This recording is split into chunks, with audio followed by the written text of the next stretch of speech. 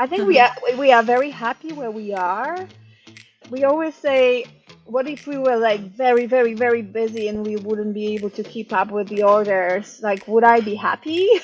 I don't think so. My number one focus has always been the quality of our product. If the quality of our product is 100% or like 99%, I'm going to be happy. Welcome to the Marketing Meeting Podcast. This episode is part of my new series where I talk with founders and business owners about how they built their brands and the lessons they learned along the way. And today I'm meeting with one of my beloved brands founder, Talia Tutak. She's the founder and head baker of 16 Mill Shop in Brooklyn. 16 Mill is a bakery that's completely vegan, gluten-free, refined sugar-free. Welcome, Talia, to the show. Hi, thank you for having me. I've been a fan of 16 Meals since the very early stage, I guess, because the first time that I get to know 16 Meal was 2022. And I can say that it's my favorite bake shop in New York, maybe even in the world. Whenever I go somewhere, I was just like, I'm saying to my husband, okay, I would like to find a coffee shop, like a bakery, like 16 Meal in Germany, in Italy, in Turkey, and so on. So that's like 16 Meal is like an analogy for me always. Welcome to the show.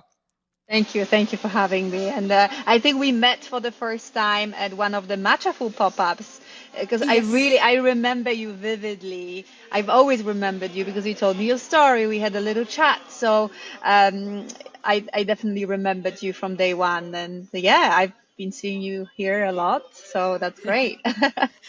So I always like to start with something out of the context. So today is a very cold day in New York City, and then I can see that you are in your warm kitchen right now, or maybe cold.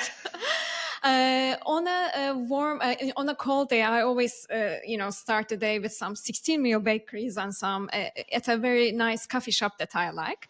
When you have your day off, what's your favorite coffee place to go and pick some coffee and relax? Okay, so I do not drink coffee. Oh, That's okay. purely for health reasons. It just didn't work well for me, and my GI doctor said, try stop drinking coffee tea for a while.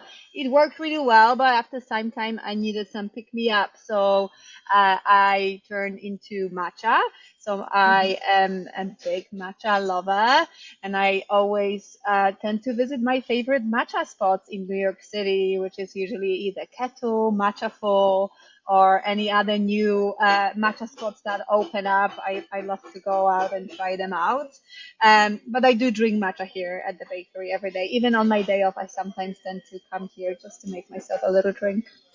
Wow, that's really nice. I mean, I'm not a very big matcha fan, but I like the matcha donuts to eat those matcha donuts. So, Talia, you started 16 Mill with no formal baking background, and built it in a few years into a recognizable brand in this space, in the vegan and gluten-free space. How did this all started? So I've always been into baking. I was born and raised in Poland, and back home back then it's very different right now. Um, we always used to bake. My grandma baked, my grandpa baked, my parents baked, my dad baked. Literally everyone. We never used to buy cakes. We always had something freshly made at home.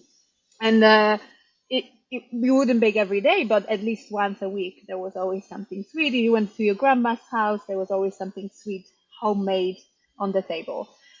So I was kind of born into it. It was so natural. I always loved it. I always loved cooking and baking.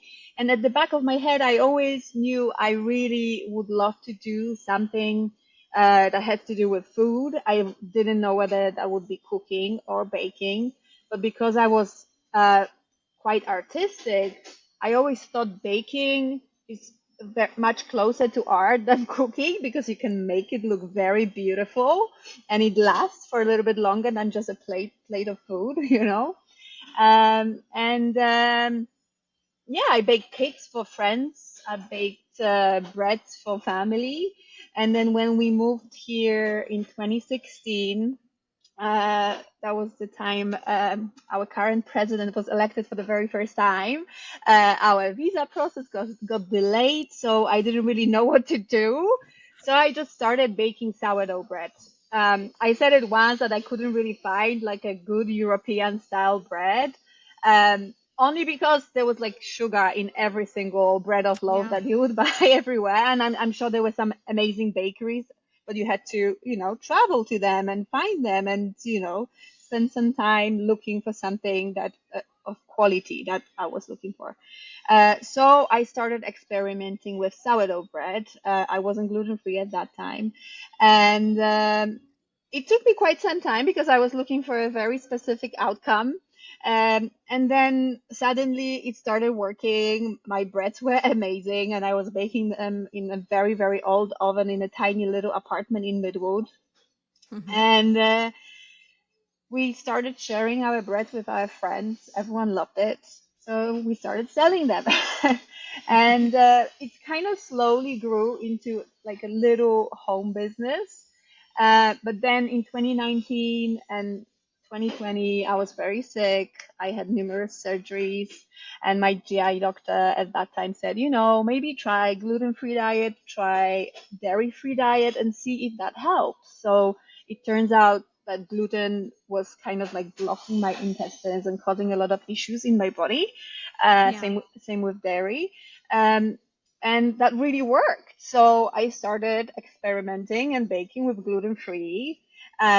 We I found a little coffee shop in Park Slope where they let me bake for them, and that's where I actually practiced and came up with a lot of little recipes because I really didn't know anything about gluten free baking. I knew a lot about regular baking, but not gluten free.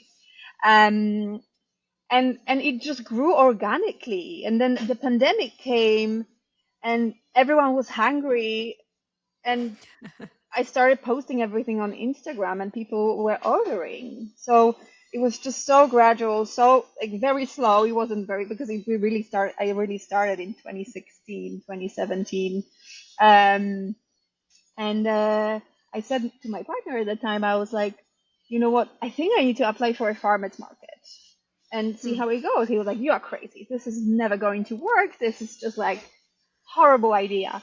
Well, it wasn't. It was a great idea. So in 2020, right after my last surgery, that was my final surgery, and because I'm gluten free, not like I didn't have to have any other surgeries after that.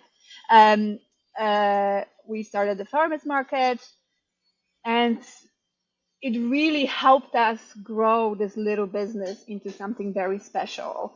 When we started for the very first time, it was 50% gluten free, 50% gluten, but people were getting so confused, and a lot of gluten free people wouldn't trust us when it comes to cross contamination.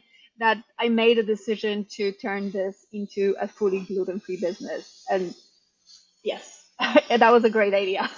So, meaning that trying both, like, and trying to please two audiences Yes. was not working in that It, case? it really wasn't working. Gluten-free people were getting the gluten items because of miscommunication. I was even like color labeling things just to say this is it, this is gluten, that this is gluten-free. It just wasn't working. Gluten-free customer base is very specific. They really, most of the time, they really care about the health, and they care about where the products come from. And I realized that very quickly that maybe this is what we should be. We ended up actually selling more gluten-free products than the gluten ones. Hmm. Yeah, I decided to like fully focus on gluten free, even though I didn't have that many recipes at that time. And I was like, hey, this is going to give me, some time to like experiment and see how it goes. And yeah, thanks to farmers market, I was able to see what really works, what really doesn't when it comes to the type of baked goods that we were selling. And yeah, we did that for 4 years. But I mean, for example, when is the time the 16 mil name and the brand and everything came up? Like the first time that you were selling bread from that Park Slope shop, did you have a name, or how were you communicating the product? I I already had a name. We already had an Instagram. 16 mil actually means the size of film. We are both into film and photography. Or it can also mean a mil, number 16, whatever you want. You can really interpret it the way you want want to. But we I already had the name 16 mil, and it kind of worked out well because we ended up using so many different grains, flours, comes from so many different mills Yes. that Yeah. it's just like it was perfect. I never changed the name. I left the name as is. We always focus on locally grown grains and milled grains. So it just only made sense. So it stayed this way. Mhm. How about like when you had your logo, first logo, and first colors and everything? How was that branding So. experience look like Uh, in throughout the years? So branding, I realized very quickly that branding is very, very expensive. So I had no other choice but do it myself or find a very good friend who's going to design a little logo for me. So when I first started, I remember we did a little, what it was a little catering event for WeWork, Okay. and I didn't have a logo, but I needed something. So I quickly emailed my friend who right now owns Beanmonger Coffee. He's an amazing artist. He designed his logo. I said, Jeremy, you have to help me. We have 4 hours. Can you please design a logo for me? This is not our current logo right now, but like it was our first like handwritten logo. It was beautiful. I loved it. So Uh, in 4 hours. it was a 4 hour logo project, and it really worked. It was great. It was with us for quite a few years, even during the farmers market. But then when we moved into a store, I kind of wanted something that was kind of timeless, I would say, very simple, and I will like just scream who we are, very minimalistic small business here in Brooklyn. Mhm. But that first 4 hour logo lived with you for a couple of years, I guess, right? I think more than 4 years. Oh, so what was the next thing that you invested on? Is it the website or is it more social media? When did you open the website, for example? The website, I think I started the website when we started the farmers markets for people to be able to pre-order for pickup. Uh, that's when we started using really Square and integrated Square into our business for like payments and everything. The website came with it. It was again, it was very basic. Everything has always been done by me or my friends, because the quotes from all the branding companies were insane. So the new logo that you have, since I would like to, finish that branding topic first before we move on to other things. But when you designed your current logo now, did you work with an agency or again a friend? And this time I found a girl who's a designer, and I told her, like, I pretty much told her exactly what I wanted from the logo, and she worked on it, and she did pretty much everything I asked her for.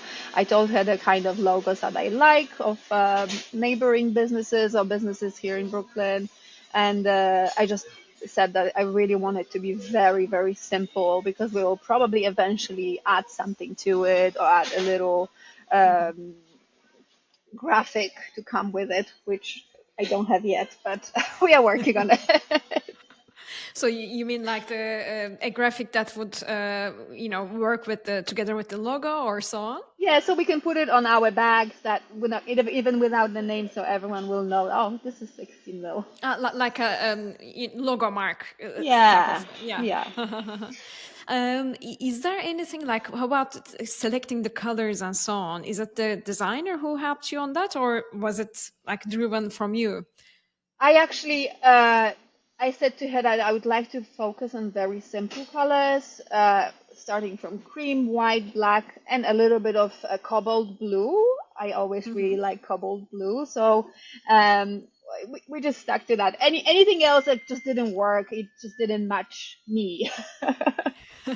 I'm very simple. I'm very plain. I always think that our baked goods speak for themselves, that we don't really need much branding happening Yeah. around them, because we really want our customers to focus on what they get in the little paper box.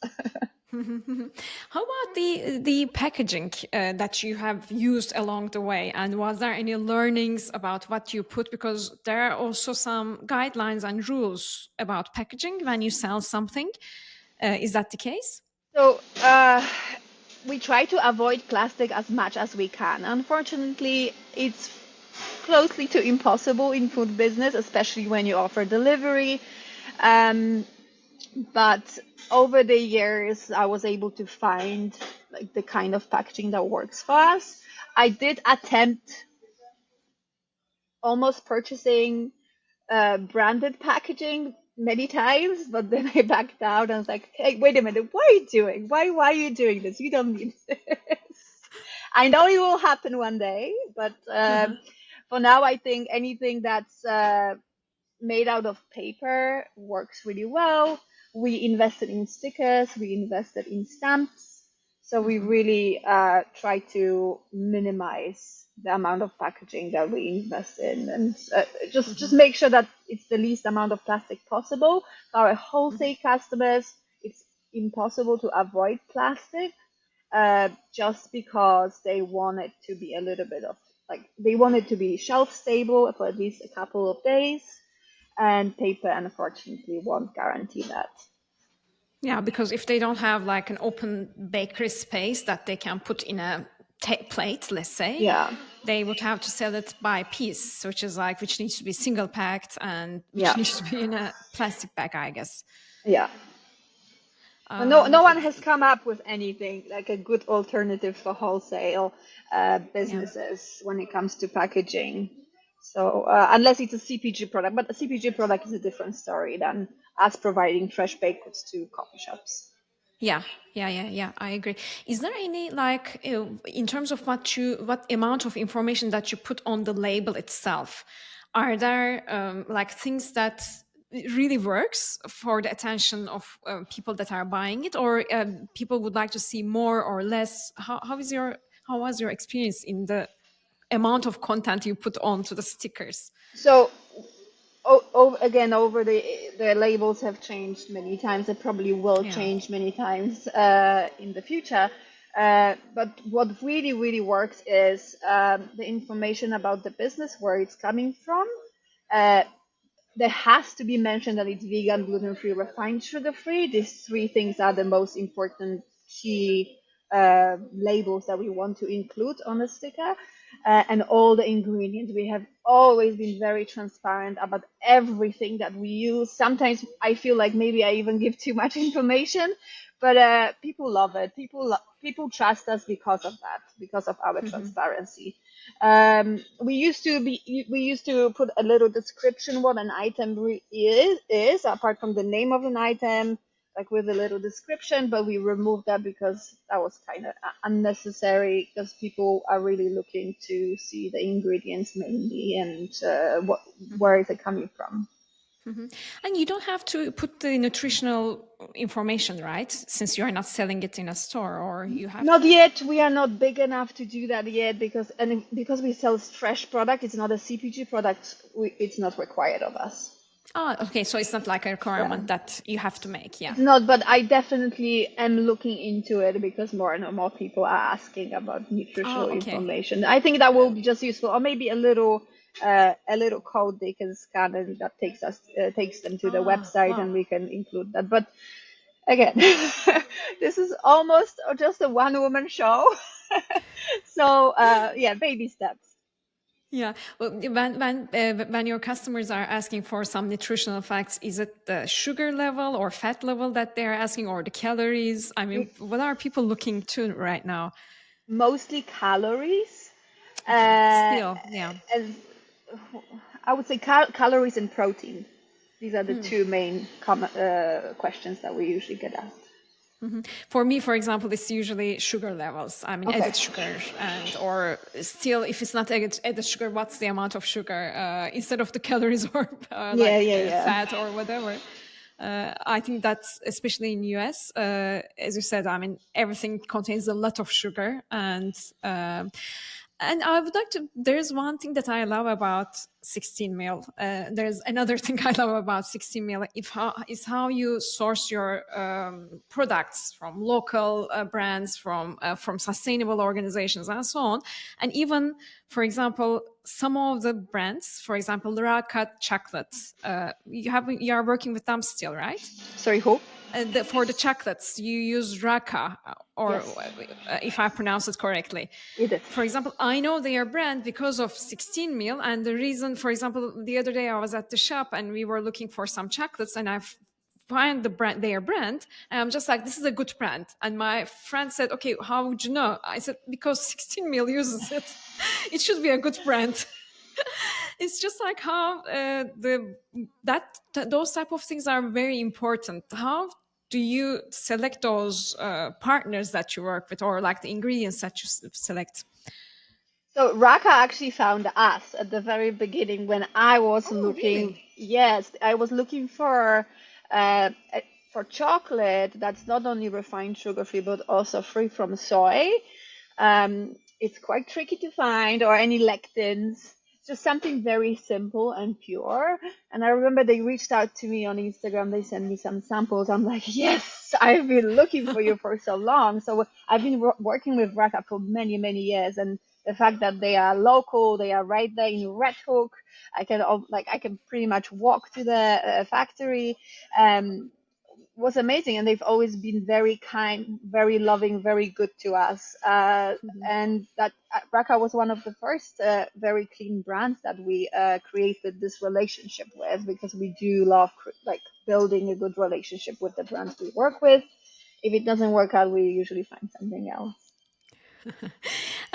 So, when you look back, what worked best for you when you are building the brand? Is it like the farmers market entry, or social media? What was the main trigger for the brand to grow?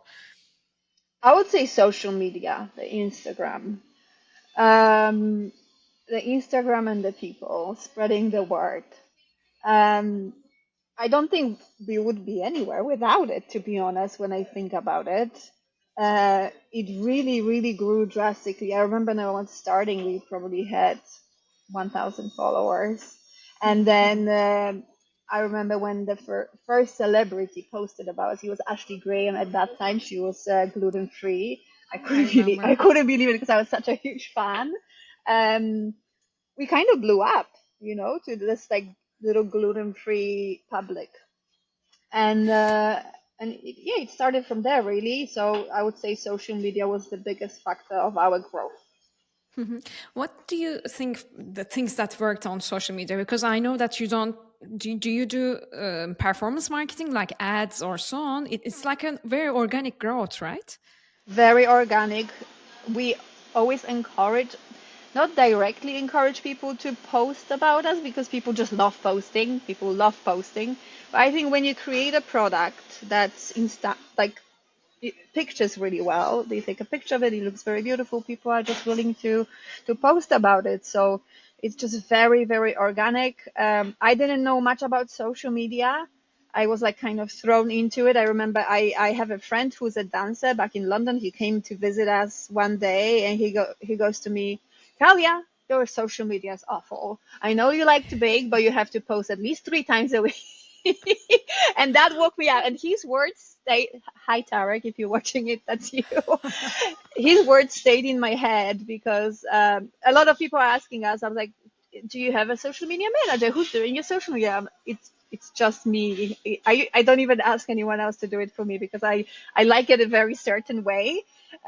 So it yeah, it's basically the consistency of posting on social media, the consistency and the quality, I would say, as well. Even though I remember back then I was using a fancy camera to take all the pictures, and I realized you don't even need that. All you need is your phone. So that's all we do. I use my phone, upgrade my iPhone every so often just to take clear pictures. And yeah, it's free. Is it like, do you usually lean on to videos or photos? What is working nowadays for you? So when the reels really took off, I was very consistent with posting the reels, but reels obviously take a little bit more time, even though I usually say, don't think about it, just film it, post it, that's it. Um, but now I do 50-50 just because of how busy we are and how I have to like focus on other things as well. It's just impossible to post a reel every day. Yeah. Yeah, and it's at the end of the day, it's still you who is taking care of all of these, right? Like Yes, all the everything. is someone else helping you out on this? No, every time I ask someone, I'm like, oh no, I can't post this. It's just me. I'm a control freak. So I think I that's what it is. I relate to what you say now.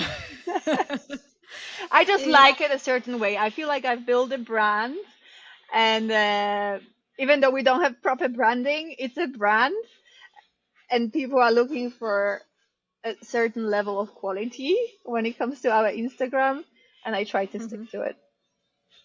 And so, do you, in terms of social media, is it only Instagram or do you also use some other platforms? We are on TikTok, but I'm very bad at it. I feel like I'm too old for it. I really don't understand it. Every time I try, I get really discouraged because it doesn't work. So I every so often I'll post something there, but it's Instagram for us really. Yeah, yeah, yeah, yeah. I mean, like I've heard similar things from other people as well. They are either very TikTok or very Instagram. I feel like TikTok is very you have to put your face on there, you have to talk. I'm not great at that. I'm better at like, putting a little picture in front of you. Here you go, enjoy my bagels. uh, Like, I really like how you break some of the newly freshly baked I know good. since we started, I've seen a lot of other bakeries trying to do the same thing. I'm like, breaking works, guys, breaking works. But you know what? I mean, in Turkey, I used to work with one of the brands that I like. Also, it's a dried fruit brand, which also you have Oh, also yes. tried. We were also cooking for this brand, and we had like recipes dried that are using dried fruits and etc. And then we were doing shoot, and it was like it looks very easy when you post it.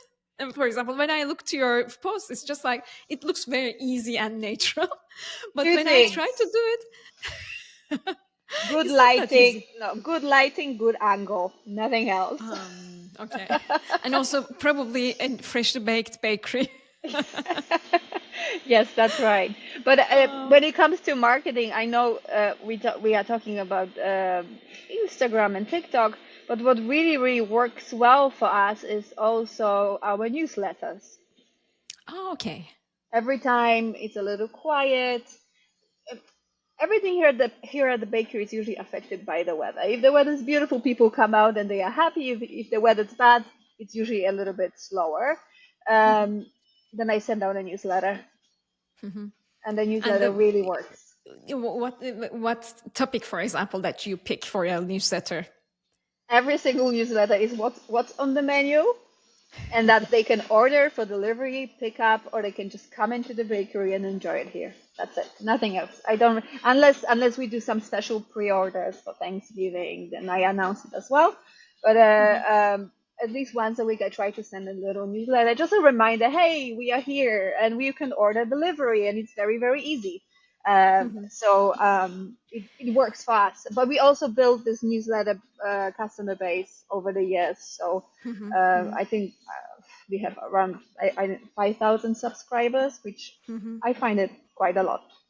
Yeah, yeah, yeah, yeah. I think it's very good. Do you use any like newsletter platform to send out a newsletter? We used to use Square. However, we have recently, a few months ago, moved to a new platform called Bake Street. That has changed my life for better. It's the most amazing platform for bakeries. These guys kind of built a platform that works for us. Versus with Square, you couldn't move anything around. Everything had to be the way they built it for everyone. So we send out newsletters through that platform as well. I would like to ask you questions because you started in a shop, cooking at a shop in Prospect Park, right? It Park was Slope it was in my kitchen, but we baked for the kitchen, and little then yes, juice spot. It was a juice spot. yeah, and then you started selling at farmers market. Then you had pop-up stores, right? Like pop-ups at Matcha Full, like stores like Matcha Full. Yes. And then when did you start selling online? Then Uh, like well, e-commerce, like real e-commerce. you mean like shipping or just delivering? 'Cause Yeah, we did delivery and ship shipping both. we did ship for a while, but I quickly realized it's not really working for us just because of the logistics of shipping in America. It's not very great. Baked goods get lost, baked goods get delayed. It just doesn't work for perishable product. Uh, from my point of view, especially that we want to serve everything fresh and deliveries. We started deliveries while we were doing farmers markets. I think we were doing delivering once or twice a week.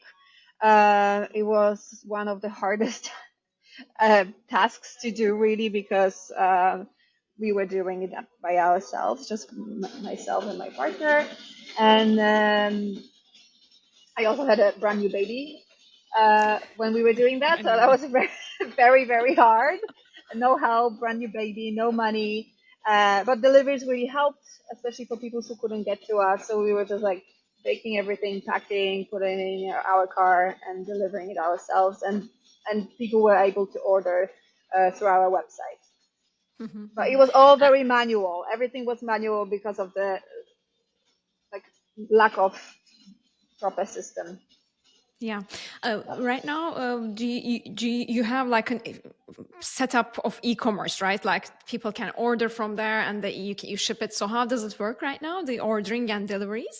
Yes, so again, this is the new platform that we have. It's called Bake Street, and people can order for delivery pickup uh, via our website. It's very, very simple, very customer friendly. They go in, they place an order, they choose a date, and then they pick the best delivery provider that works for them.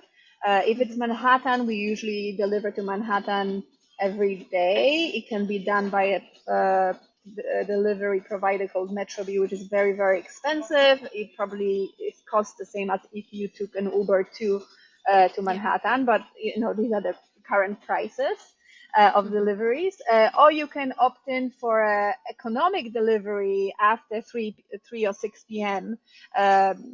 By slot. They deliver from anywhere to $10 to $12 to Manhattan or a faraway address. I think everything's like up to 15 miles from the bakery. And the Brooklyn area is usually done by DoorDash. So these are the three delivery options that we offer, and they really, really work. It's very, very rare that something goes wrong. We used to use Uber Eats, but I was just awful. I do not recommend that to any business owner. I think more deliveries were lost, stolen than delivered to customers. Oh, okay. I don't know what's going on in that, but so we've decided to just focus on the ones that work and pick up orders as well. A lot of people place orders for pick up at the bakery because they can pre-order early and pick it up right before we close. So it's very convenient. Is it like, for example, when you compare Square with the current system that you have in place, is it better integration to your website as well? 100%. Square, you couldn't adjust it in any way. It was very confusing. Customers could never order properly because it was just very misleading. We couldn't call the delivery delivery. It was called shipping. Square wouldn't let me. It wouldn't allow me to change the name of that. So now everything's very customized the way we want it. Like if you go on a website, you can see just like first thing you see is order now, and you go to the order, you pick delivery or pickup, you pick the items that you want. Everything tells you, even the items that are only available this week, it tells you it's only available this week. Items that are available for the future, it's it's very, very easy. All you have to do is read, and but that's a very difficult thing because a lot of customers just simply don't read. I guess we don't read because we are so used to um, today's innovations that we just basically just click, click, click, click without reading. Yeah. Um, do you you mentioned that, for example, on a slow day, newsletters work, or what are some other things? I mean, do you, for example, send products to some influencers, or what are the things that you are doing there? Like, do you seed products to places? At the very early stages, I remember I used to reach out to influencers and offer free product just because no one knew us and we wanted to build some kind of brand awareness. Right now, the influencers usually reach out to us and to anyone who's willing just to come to our store and try it. We always offer something like a little box of treats on us, and in return, they just post about it. You, we haven't met anyone who didn't like it, so usually the reviews are very positive. But again, But is we don't pay for it. We like if someone asks us for money, we really apologize and say we are very sorry. We are a very small company here, and we don't have a budget for that. Yeah, yeah, yeah, yeah. Is how is, because I started seeing 16 mil in PR and in media as well. How does that develop for you? I mean, do you do anything about it, or is it just very naturally? We don't work with any PR agency. We have never worked with any PR agency, but sometimes the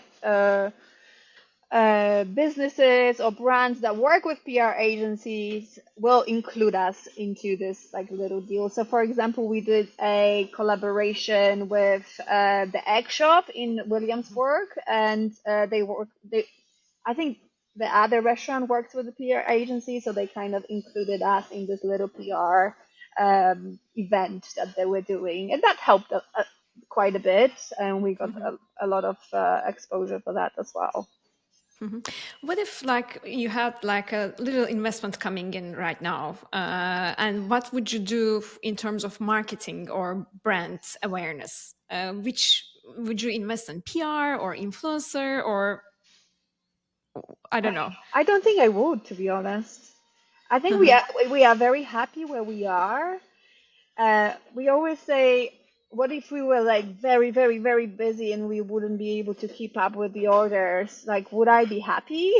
I don't think so, because we my number one focus has always been the quality of our product. If the quality of our product is 100% or like 99%, I'm going to be happy, even though I had to let go of a lot of things when I stopped baking everything myself, because it's just simply impossible for me to bake everything by myself. I have to have a team behind this, and we have a wonderful team. But I just don't think we would do that. I don't think that would work for us, to be honest, because I consider myself like a small mom and pop shop. I don't think we were very close to opening a store in East Village, second Oh, okay. store. Well, Uh, I wasn't sure if I should ask it or not because I'm yeah, you can ask. waiting for a shop. I haven't announced anything, but we pulled out of the deal. The deal wasn't great. I always look for a great landlord, and I have a great landlord where I live. I have an amazing landlord where we are right now, and we are great. I think we are great tenants as well. Uh, it didn't feel that way over there. It felt, it didn't feel natural. And my lawyer said to me, I'm not the most optimistic person, but I wouldn't do it. And Oh, I said okay. to him, you know what? Something inside me tells me don't do it as well. And then I pulled out and I sat down and I said to myself, you know what? I think I'm very, very happy. And I think I'm doing what I really, really love doing. If I open another store, I don't think I will be happy anymore. Okay. What if like moving the current store to another location? Is this something that you would consider? Because physical store is another Yeah, so thing. I don't think we use the current space to its maximum potential yet. Uh, Again, when we first opened, we didn't have any funds. We had to raise money with our customers. We lent some money from friends and family. Actually, not much from family because both of our families do not have money, but we consider a lot of our friends family. And The last 2 years, it's going to be 2 years since we opened on December 15th, have been really to make this space the way it's going to work long term. So that's why we closed the shop. We decided to do window service only because we needed more space, and finding another space just wouldn't work for us. We just didn't have money for it. And even if we did, would it be a very risky move if we have this space here that we have right now? So we closed it. We did the window service only, and I still have this place has so much potential. It's very small, but you can fit so much here. But I'm just working on it. So that building our new platform, ordering platform, uh, kind of will I think will help us to use this space to its maximum potential. The deliveries, pickups, everything. I can already see it with pre-orders for Thanksgiving. How many pre-orders for Thanksgiving we are getting? How it skyrocketed from last year, where I had to Oh. do everything purely manually with a piece of paper and a pen and hoping I did not make a mistake. So I think it will only grow from that from here.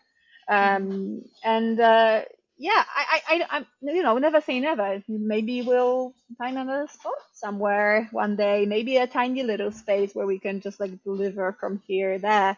But it has to feel right, and it really has to be what we believe in. Like we believe in sustainable business. um, I always take baby steps. I never risk too much, just because I don't have huge financial backing behind me. So yeah, if it feels right, I'll definitely make that decision. But are people approaching you? Are some businesses approaching you for investment? All the time. Oh, okay. And then you don't consider it right now. No, I don't think so. We almost said yes to a couple of investment offers, and I'm glad I didn't go that route. I think this is a better way, and it just fits what we do right now, and it works better for us. I I like the small family vibe. I mean, and also there's no, I think, best practice. It depends. It's your business, and you do whatever you want with the business. Yeah. If it's only you, for example, for some of the brands that I love to buy, just like 16 Mil, and I love to go and even meet the founder there some time to time. If the store is opening so many chains or so many new places, I feel like, okay, no, I'm losing this brand. I just I had this feeling of, are they going to grow too big that I'm not going to get the same feeling from that brand? It matters to me, for example, as a I, customer. I applaud all those owners who decide to go that route, but I don't think that would work well for us. We would 100% we would lose the quality. I wouldn't have control over it. There are a lot of businesses I can think of right now that it's happening to right now, just because they decided to open one store after another. Hey, maybe it's working for you. Great. That's the way you want to do it. Perfect. I don't think it would work for us, especially with how difficult the sourcing is for us because we are such a niche. Distributors do not provide the ingredients that we look for. We have to find the ingredients ourselves. We have to get it on pallets. We have to get it directly from either mills or chocolate makers or maple people. No one's going to sell maple syrup to me unless I buy it on a huge pallet from directly from the maple syrup provider. So I don't think it just makes no sense. That means I would have to do what I'm doing now, double the amount Yeah. of that. It, I think my head would explode. I would have to hire really good people, but like finding people who would be able to deal with all of that headache, it's not easy, and then train another person because that person leaves. I don't know. Uh, Less is more. Yeah. So I have two more, just very small, few questions left. What has been the hardest and toughest in this journey for you, from growing the brand till now? What was your biggest challenge? Uh, Definitely getting the finances to open this up. That was very hard, and Uh, maybe trying to do too much too fast. Mhm. Maybe we experimented too much at the very beginning with product lines and maybe with collaborations. But over time, we've realized that maybe focusing on consistency and building a stronger identity um, work would work better for us. And maybe one more thing that is really the toughest is just dealing with people's Google reviews.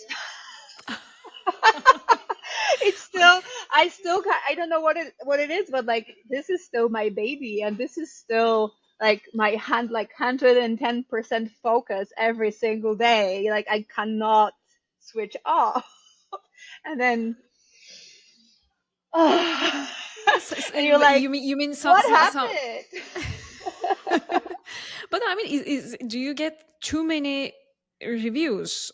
Is that the case? I mean, We usually get very positive reviews, and I'm very, very grateful for it. But every time something bad, like a bad review comes in, you always wonder, like, I wonder what this person eat every day. I mean, if you eat Taco Bell and then you come to us, I don't think you're gonna like it. But if you eat a little bit of healthy product and you come to us, you'll realize this is not bad. This is actually quite nice. We are not trying to be a brand, a bakery that's going to blow your mind. We just want to be delicious, and nutritious and nice. oh yeah, But I yeah, mean, like that's I I think think that's one of the hardest bits. Like just like reading the criticism because you pour so much into the brand is still. I've l- I've it's been years I've been trying to learn, but it's still very hard. like my sister, she used to write at a newspaper as a psychiatrist back in the days, and then she also found it really hard to read the reviews, like on the articles, and especially when you are publishing a psychiatry issue, for example, like a topic and so on. People have opinions about it. And then if another editor friend of hers told her, if you want to continue writing in a newspaper, just don't read the reviews, or just if you cannot know how to handle it personally and emotionally, Yeah, it's better that you don't read them at all, because you're going to have it. I mean, you're going right. to have the positive ones, you're going to have the negative ones, but people write. So Yes. I think, well, I would be feeling like you if I read any, like, even single bad Google review. I would be feeling very, very sad. And on the other side, what was the thing that you feel that you did really right from the beginning till now, especially for building this brand and building this business? I'd say staying true to our values, the maybe transparency, the ingredient quality, 100%, and the minimal design and kind of like not going over the top. That really helped us stand out. And maybe also collaborating with other small local businesses that really, and like maybe strengthening the community presence, because we really are built by community, the word of mouth, and yeah, 100%. I actually listened to a